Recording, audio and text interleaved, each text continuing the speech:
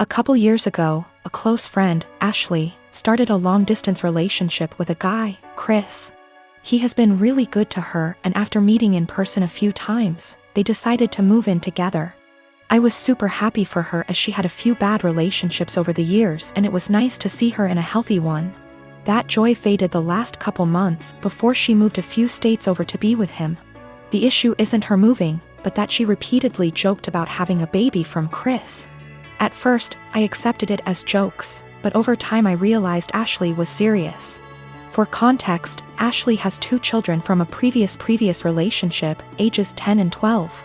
Chris absolutely doesn't want kids. He told her this at the start, and any time she hinted possibly wanting more, he shot it down, saying it was a deal breaker. Now, Chris is more than willing to accept her children as her own, because he loves her, and after meeting her kids, them as well. He's accepted that they are a package deal with her, and since they are at an age where they are semi-independent, it's not an issue for him. To me, Chris is a real bro for taking on her kids without issue. Hearing Ashley say she wants a baby out of him, one way or another, bothered me to no end. It's hard enough to find a partner that treats you well and accepts children that aren't their own. To find one that does and then talk about plotting to force a baby seems gross and manipulative. Before her move, I had sat down with Ashley, trying to talk sense into her. At first she resisted, but finally it seemed she understood how shitty it would be. After I felt like she had understood, I put the issue behind me and helped support her through the hassle of moving. A few days after she left, I got a call from a mutual friend who delves into the Wiccan / metaphysical realm. She was distraught and confessed to me that shortly before Ashley's move, Ashley had come to her asking for a fertility spell. This friend didn't feel comfortable about it and refused. When pushed, she said she cast a spell for a healthy and honest relationship, but told Ashley it was for fertility. As you can imagine, I was livid. I messaged Ashley, confronting her about what I learned, and she laughed it off as she was desperate, but magic is fake anyway. So what's the harm? She then let it slip that since Chris was planning on getting a vasectomy in a few months, she had poked holes in their condoms as a last-ditch effort. At that point, I couldn't stay silent. I gathered up screenshots of all the conversations over the last few months and sent them to Chris. He understandably freaked out and kicked her out. Now, Ashley hates me because she was kicked out after a huge move and didn't have a job or money to make it back. She said I'm a terrible person for putting her and her kids out on the street. I have always been civil with my half-brother.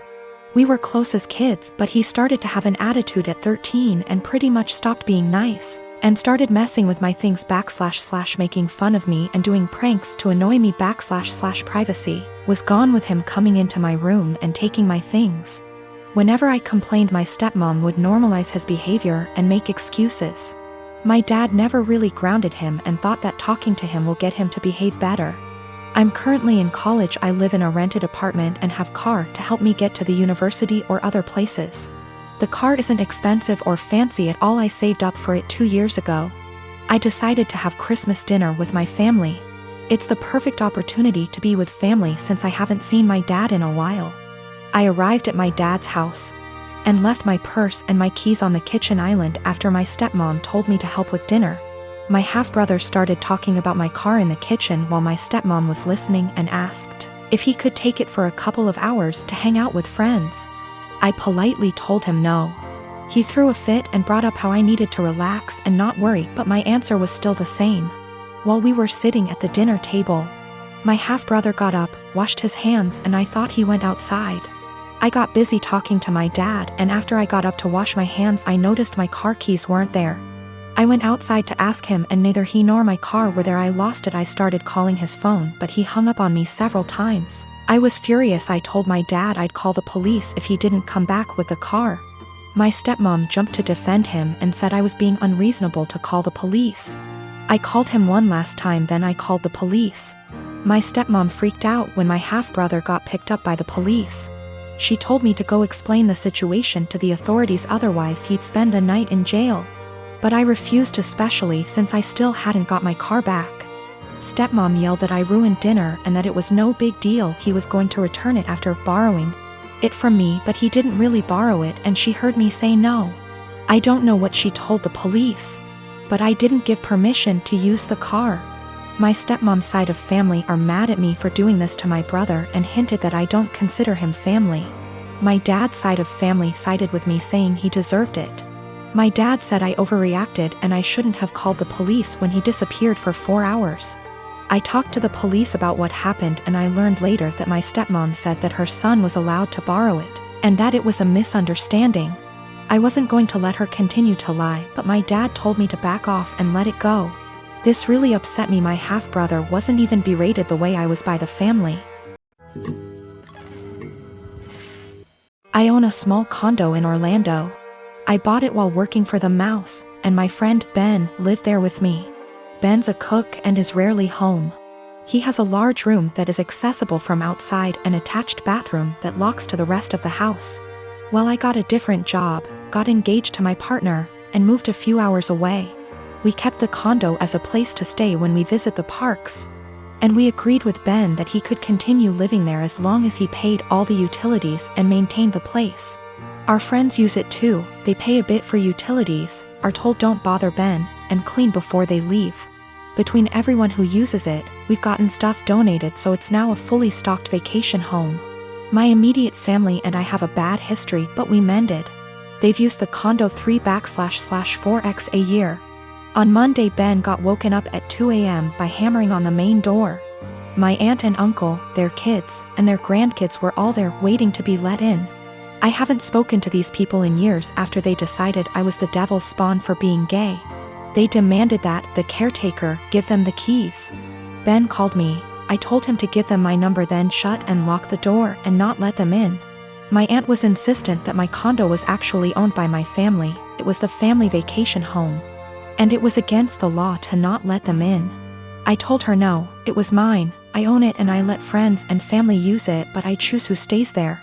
There was a lot of back and forth and some petty name calling. She said they were here for a week, where were they supposed to go, and I said I don't care. Meanwhile, my partner reported that Ben texted them saying my uncle was attempting to kick in the door. I said tell him to call the police. She hung up on me and Ben said they left. In the morning, I got a phone call from my mom trying to convince me to let them stay. We had an argument during which she admitted that she didn't tell people that I owned the property because she didn't want the rest of our family to know they were in contact with me again. I told her if that's how she wants our relationship to be, then she's no longer welcome. I checked in with Ben and he's okay. Today my aunt sent several texts asking to stay at the house because they hadn't accounted having to pay for a hotel, and they had planned to just buy groceries and use the kitchen. I told her no. She said they were about to be out on the street with their luggage. She called me cruel and heartless and that I was ruining Disney for the kids. That made me hesitate, probably because I worked for the Mouse. I know that particular family line has very little money. Yet I find it hard to believe someone would plan a whole vacation without accounting extra funds for it. But the kids are really young. I'm so furious over the homophobia that it feels like a point of pride to deny them access. So I recently got together with a guy from my hobby. He asked me out first and I had some doubts that we'd work together as a couple because of the age difference. He's 35 and I'm 22. So, in my apartment, since it's an old house that was originally a single-family house, there isn't much soundproofing. And the floors creak when people move. I've gotten used to the sound of the guy upstairs getting up at 4 a.m. since he starts work at 5. And the sound of the girls in the apartments to either side of mine watching telenovelas till midnight, taking work calls all day and having friends over on weekend nights. I know when I play music or have friends over, some of the sound leaks through the walls.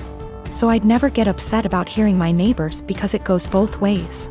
So, when my boyfriend started coming over more often, he had complaints about the neighbors, which put me in an awkward place. He wanted to go speak to them or have me text them and I said no. For example, one of the early times he stayed over, we went to bed around 10. He wanted me to ask my neighbor to turn down her TV. I said she didn't have it that loud and she turns it off at midnight anyway. At 4 a.m., he got very irritated with my upstairs neighbor getting up and cooking breakfast. I said that he would be done by 5 because that's when his shift starts. At 7 a.m., He was still trying to sleep in, and the neighbor on the other side had some work calls that he said he couldn't sleep through. I offered him earplugs and he said he couldn't sleep with them in either. He wanted me to ask her to quiet down. He had similar comments every time he heard someone else in the building just living their life, especially if it was when he was in bed. I got frustrated with my boyfriend and told him, you can't expect to date a hot young 22-year-old and not want to deal with a 22-year-old's living situation. I don't know if you realize, but this is a normal apartment for someone my age. Hell, my neighbors are pretty great. Nobody's throwing loud parties on work nights. Nobody's having screaming fights. Nobody's having babies.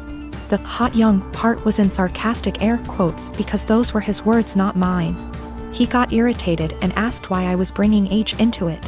And I said it's because he can't both want someone so young and also want someone with house kinda money.